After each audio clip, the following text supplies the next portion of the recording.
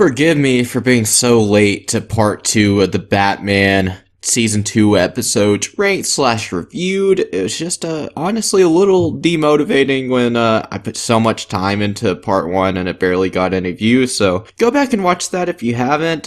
Share it, watch this one, share this one, and yeah, that's really all I gotta say. So let's go ahead and jump into the Season 2 ranking. Continue. We'll fix it, chill!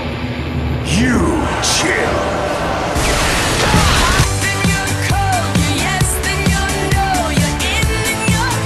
I love the villain team up in Fire and Ice. It's such a no-brainer pairing, and I think it probably works best with this type of Freeze, where he's just kinda a standard criminal with ice powers. The main reason I appreciate this episode so much is the end, where Gotham recognizes Batman as a hero. This was kind of following up the Bird of Prey ending from Season 1 as well, which is interesting. The Batman?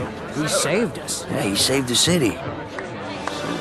These tiny but massive progressions of Batman's character. I thought the plot of this episode was good enough. It's pretty standard, but it's high stakes, and it actually does make an okay amount of sense. Freeze, with the help of Firefly, is building a giant cryogenic machine. I don't remember the exact name. It was kind of like the ending to Batman and Robin, but much, much better. Firefly's involvement was kind of just to serve as Freeze's right hand, performing heists and stealing all the cryogenic tech for him. They didn't build on his character at all, really. He did have some funny quips yet again, though. Brought you a present. Gotham City in the palm of your hand. Is this a joke? Fire and Ice is a bit of a downgrade from both the Big Chill and the Big Heat for me personally. Freeze actually has somewhat of a motive in this episode, even if it doesn't necessarily make the most sense. How long were these guys working on this cryo accelerator again? And of course, the final thing to discuss is Detective Yin. Yeah, you guessed it. I loved everything with her in this episode. The moment at the charity event between her and Bruce is probably one of the more memorable moments in the season to this point. It's funny and doesn't go on for too long. This and the end alone help rank Fire and Ice as high as it is. Wayne, I know your secret. You really care, don't you? Boy, you've got my number. But since you two pointy ears make such a cute couple, His and hers.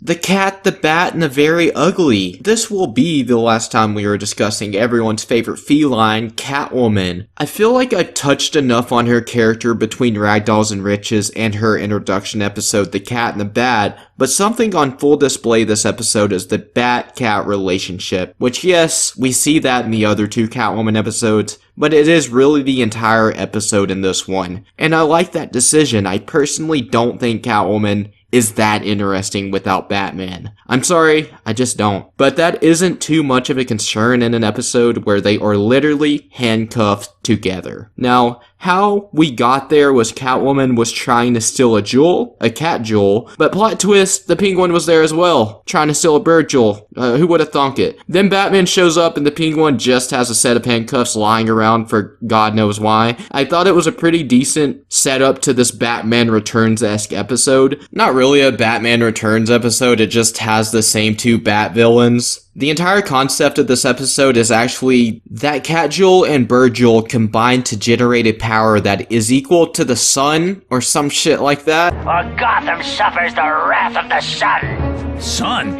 In the middle of the night? This Penguin guy's nuts. Yeah, logic is just out the window in this episode. This just felt like a better Joel Schumacher Batman movie, if I'm being honest. I thought all the Batman Yin stuff was great. I know I keep saying that about every episode, but it's so good in Season 2. And something I'm just now realizing is they love aiming for comedy with the Penguin. This is the 4th episode he's featured in that I'm discussing, and they have all been comedic episodes this far. I think this one works better than all the others so far. A lot of the jokes landed and were pretty funny, particularly the one where Yin says to herself that Batman is weird. So he's a little strange, Yin. He dresses like a bat. The Bat-Cat relationship really helped elevate this episode. Seeing Catwoman driving the Batmobile is a memorable moment from this season. There were just quite a few cool shots throughout. Catwoman and Penguin were two villains that played really well off of each other. The humor along with the ridiculous plot made it feel very Batman 66 like, and I respected the hell out of Grundy that. could come for us at any moment. Let's get out of here!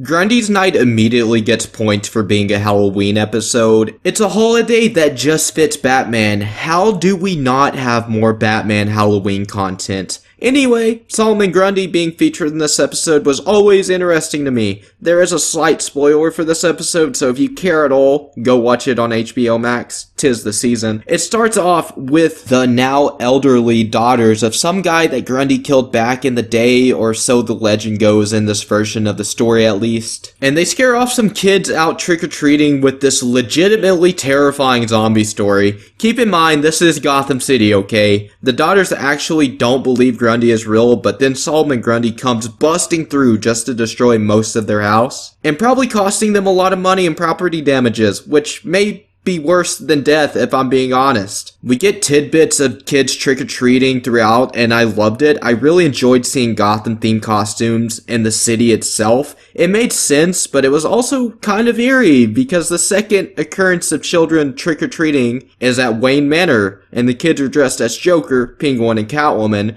Just the thought of a kid living in Gotham City and sporting a Joker costume is terrifying. This is something that seems to bother Bruce a little as well, which makes sense. This is somewhat like the Batman in the sense that Batman is discovering that he needs to be more than he already is. If you consider Joker, Catwoman, and Penguin good. I guess it's more fun to be the bad guys. I think this entire season has been showing that with this version of the character, and later on Batman comes across some trick-or-treaters yet again, and there is a kid with a Batman costume. Batman simply says, "Cool costume," and is on his way. But it was just a really great moment and payoff to the little things they had set up earlier in this episode. All that's really left to talk about now is Grundy himself. I love that it's played as a legend. No one has actually seen Solomon Grundy. He's just this undead swamp monster that may or may not be real. The initial encounter between Batman and Grundy is in the house of the sisters mentioned earlier. I think they are twins. I don't actually remember if they are though. But anyway, the first fight was pretty good. It definitely displayed Grundy's strength well and showed him as a very formidable foe. He leads Batman in a pile of rubble, destroying the sisters' house. I really hope they have house insurance, because if not, they are just fucked. Absolutely fucked. Solomon Grundy is a freaking dick. Before I get to the big reveal of this episode, there was a pretty funny moment of some random guy telling Batman he has a great costume. Because, of course there was. It's quite a Batman costume you got there. Listen, After the first fight with Grundy, although Batman did get his ass kicked, he managed to get his hands on some evidence, some zombie tissue, but we later find out this isn't undead tissue or even average human tissue. It is very mutated. It is moving. It's alive. Yes, that's right. It's motherfucking Clayface. Ethan Bennett is back and just angry at the world. Honestly, understandably so. The final fight isn't really better than the first or anything. I just liked all the things we got to see Clayface transform into. It was the most advanced transformations we had seen him do in the show to this point, showing that his abilities have gotten even more powerful. It's a shame that we don't get much more Clayface, specifically Ethan Bennett Clayface in the show going forward, but this was a damn good episode of the show. Great Halloween episode, great Batman episode. Clayface is one of the best villains in this show. Trick or treat, Clayface. Detective Bennett! You're Clayface? Speaking of Clayface, the first time we see him in the series since he was created by the Joker is in the episode Meltdown, and the Joker himself is in this episode. It's sort of a Vendetta-esque episode where Clayface is going after the Joker, and there's a cool moment in here where Clayface comes face to face with Batman, and of course Clayface in the series being Ethan Bennett, Bruce Wayne's best friend, so therefore Batman's best friend. It's basically their take on Two-Face combined with Clayface, since they weren't allowed to use Harvey in the show because of the Bat embargo. But there's a moment where Clayface says, "I'm not doing this for revenge. I'm doing this to assure that Joker doesn't do this to anyone else. You can understand that, right, Bats?" This isn't about revenge. It's about making sure what Joker did to me never happens to anyone else. And he has a brief flashback to his parents, of course. The whole reason that Batman is doing what he's doing, the whole reason for his crusade is to prevent that from happening to anyone else. And early in the episode, Ethan is on trial of sorts, and he is allowed to walk to be a normal member of society as long as he abides to the guidelines, which is partaking in chemical testing, his DNA testing for the clay particles, his transformative abilities to be tested. And if he doesn't shift for so long, he can remain in human form and join society again, but he is looked down upon by the people of Gotham. Even when he's just Ethan Bennett, they just look at him as Clayface now, and it is a hideous view on what our world is, honestly. A lot of people just see the ugly side of things. They just see the worst in people, and since they know he's Clayface, that's what they view him as. Clayface, they should never let him out. That's him, isn't it? Yin is used sparingly in the episode, but I think she's utilized pretty brilliant. The diner scene with her and Ethan, which is where all those people are looking at him in disgust because they know he's Clayface. Like, they're saying, how could they let him walk and everything like that. But just the moment there between Ethan and Yin is beautiful. Ethan asks, "Have you found a new partner?" And her response is, "Not exactly," which culminates in the end when Clayface is trying to stop the Joker, who's broken into Wayne Enterprises, stealing from Wayne Enterprises, stealing a bunch of gold and things like that. It comes to a head with Joker versus Clayface. Batman then interferes, so it's kind of like a triple threat type situation. And the Joker kind of changes his view on things. First of all, the Joker didn't even realize that he created Clayface until he meets Clayface. Well, he meets Ethan Bennett, drops him off a building, he goes splat, and then he just morphs into Clayface, comes after Joker, and he's like, "Detective Bennett, you're Clayface?" You turned me into clay! Sonny, I was trying to turn you into dust! That whole interaction is just phenomenal. The Joker is not the main villain of this episode. It's definitely more of a Clayface episode. But Joker's utilization in the episode is done brilliantly because he is the one that created Clayface. So it's cool to see the two on screen together yet again. But for a minute, Joker is just viewing Clayface as another do-gooder until Batman interferes, and Clayface is looking at Batman as his enemy because he's the only one standing between he and his freedom. So Joker has a complete 180 on things. He says, "Clayface, you would make a way better villain than you would hero. So why don't you join your papa?" Which is, it's really weird hearing Joker call himself Papa, which I guess he does that in Batman Beyond Return of the Joker. He is the one that created Clayface, so I guess he has a little bit of a point. But then they stop the Joker, then Clayface and Batman, well, not even Clayface and Batman, Clayface escapes the elevator shaft, which is where they were fighting, and Detective Yin is there to confront him. And Clayface is just saying, "Let me walk." And Batman comes in, and Ethan Bennett has this whole spill about he's no longer Bennett. Say your goodbyes. This is the last time you'll ever see him. Morphs into Clayface. And then at the beginning of the episode, Batman threw a freeze pellet at Clayface that sunk into him, froze him. That's how he stopped Clayface in the beginning when Clayface broke into the Joker's cell, which was the entire setup of this episode. Yin does the exact same thing at the end. In Clayface, Ethan Bennett's response is, "I wasn't expecting that from you, Yin. I guess you really have found a new partner." And it's a beautiful way to end the episode. I'm so sad that we don't get more of Yin after season 2 of this show. It is a tragedy because I think she is an amazing character, honestly. But Meltdown all around, it's a solid episode. It's a fun watch. It used to be one of my absolute favorites, and it probably still is up there for me, but like, it used to be like first, second favorite episode of the show growing up. But it's dropped a little bit, but there's a lot of competition in the show. The show is just all the way around brilliant. Didn't expect that from you, Yin. I guess you do have A new partner.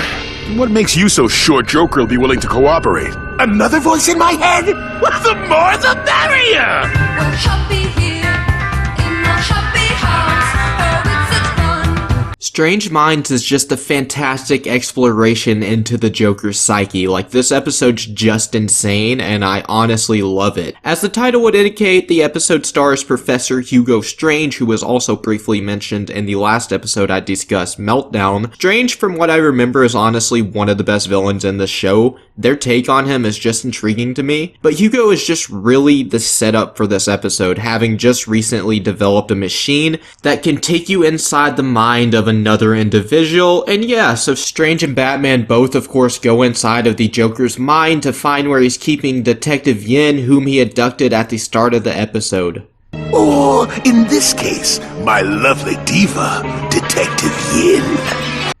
With how wacky and insane this episode is just simply for being in the Joker's mind, it is also quite dark because, well, you're in the Joker's mind. Not only that, but you explore a lot of Batman's mind. There are many moments throughout this episode where it's just having like PTSD type flashes, like hallucinations almost, of Yin asking Batman, save me, why couldn't you save me, things like that. And you can see that it's just eating away at Batman. Like, he just wants to save Yin. He sees her as a friend now, but if this was anyone, Batman would just want to know where they are to save them, because that's Batman's whole deal, right? Detective Yin.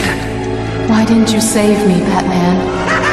Batman at one point confronts like the last fragment of the Joker's former self before he became the Joker, I guess, trying to get information on where he's keeping Yin. And once this dude's about to spill it because he's not completely gone, the Joker comes from the vat of acid that he was born and sends this dude into the abyss because he was going to show Batman some family files. And Around the corner to your... Now, when did we discuss about giving away family secrets? And I don't know, I like how this show, like, shows you the Joker's origin, how he became the Joker. It's like the Under the Red Hood storyline, pretty much. But they never go that deep with it, they just show you flashes. Like, if you're a fan, you can appreciate that. So I love that the show does things like that. It's not just strictly a show that's there to be there. Like, they actually cared about the character of Batman, his world, and his rogues. Like, the show just has a lot of appreciation for the character, and that's what you want out of any Batman show. And it's episodes like Strange Minds and the two that are going to be above it that just make me sing this show's praises. They are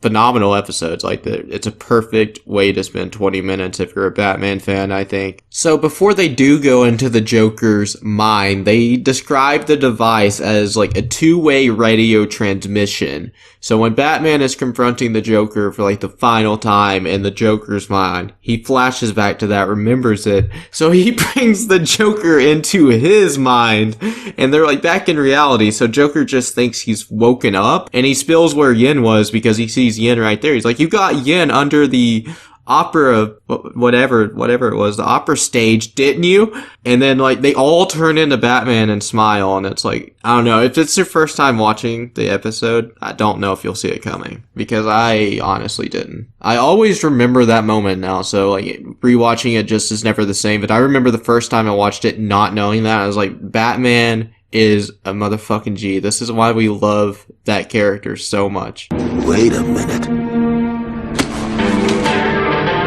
So yeah, Batman defeats the Joker by taking them outside of the Joker's mind into Batman's mind, and then Batman snaps back into reality, goes to save Yin in the nick of time. The countdown stops at 2 seconds, not 1, which I personally appreciated because it's such a trope to do it at 1. At least you gave us that extra second. Batman needs to stop one of these at like 7 every now and then. Also, Batman was kind of going insane, which, well, we've seen in a previous episode. So the Joker keeps getting to this guy. This guy being Batman, of course. And Alfred is thankfully there to snap him out this time. Like, Master Bruce, don't go insane, because that's going to be very sad and Gotham is going to die. And Bruce is like, shit, yeah, no, I'm the Batman. I'm gonna survive. I always do, because I'm the Batman. Hugo Strange's incorporation in the episode was really interesting. I didn't really care about him at all once he went into the Joker's mind, but at the end there's this cool moment where he's basically kind of calling Joker pussy. He's like Tears of the Clown, and he's so far from getting to the other side, and he's got a picture of Batman, so he wants to know much more about Batman than they previously let on. But of course he does. He's Hugo Strange. So many more roads to cross before I can get to the other side. I'm the Batman. I suggest you get away from me, 'cause I'm losing my mind. Next episode, though, I speak to Batman going insane. In this episode, he also goes insane. The Laughing Bat is a pretty crazy episode. The fact that this exists is simply awesome. Joker has decided to dress up as Batman himself and punish civilians for victimless crimes, the smallest of the small. He gasses a jaywalker, a grandma for driving with her turn signal on for 3 blocks, and the mayor's wife for using 11 items and a 10-item checkout. But my favorite of them all has to be when he confronts the 2 little girls for graffiti. But that's why I became a crime fighter, to take out garbage like you. Batman intervenes to keep these children from facing the Joker's laughing gas. Joker says he's tired of Batman always getting the better of him, so he decided instead of beating the Bat, he'd be the Bat. Joker actually gets the better of Batman in this fight, gassing him. Before doing so, he says Batman needs a Joker. Joker?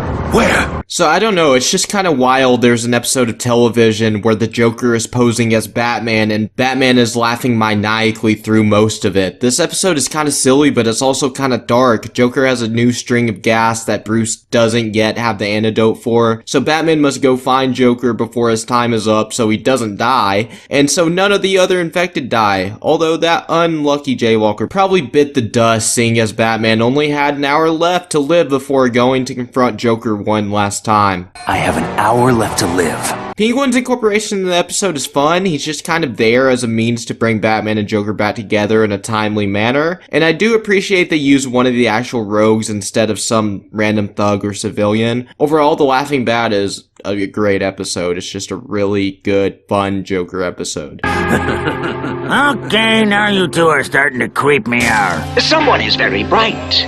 Step into the light so the Riddler can see you.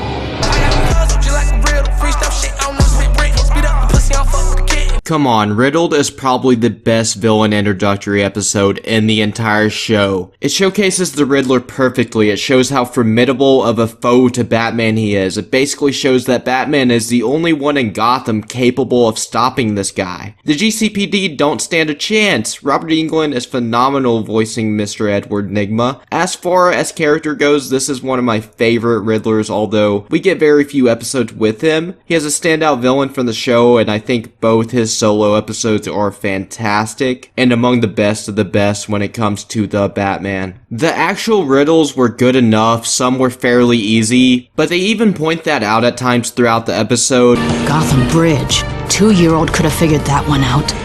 With how this specific episode is written, the riddles themselves don't really matter, because Batman eventually figures out that Riddler has been leading them away from the actual scene of the crime this whole time. Riddler's plan this episode is to upload all of Gotham's data onto his mainframe, so he has anything he needs at the click of a button. Knowledge is power, you know? As you've been learning, knowledge is power. I feel like this is also the first episode that shows you how strong Batman and Yin are as a unit. At one point, Riddler has Batman strapped to a lie detector, and if he fibs, then Yin gets zapped. So Yin goats Riddler, and Batman tells a tale that leads to Nygma being zapped, and although he gets away for a moment, it's ultimately his downfall. Riddler is arrested and tells the police commissioner that Yin is working with the Batman, but he of course says it in the form of a riddle. I just love his compulsion to always tell riddles. He can't help himself, and that's how Batman wins. When it comes to the Batman, I think Riddled is easily a top tier episode and among the best. Inside my brain. Stop speaking in riddles. So there it is, my completed ranking of every episode from the Batman Season 2. Let me know what you think about it down in the comments below. Sorry this video took a while. Hopefully it doesn't get copyrighted or anything like that. Hopefully we're all good. Thank you so much for watching. Share your love for the video, and I will see you guys next time.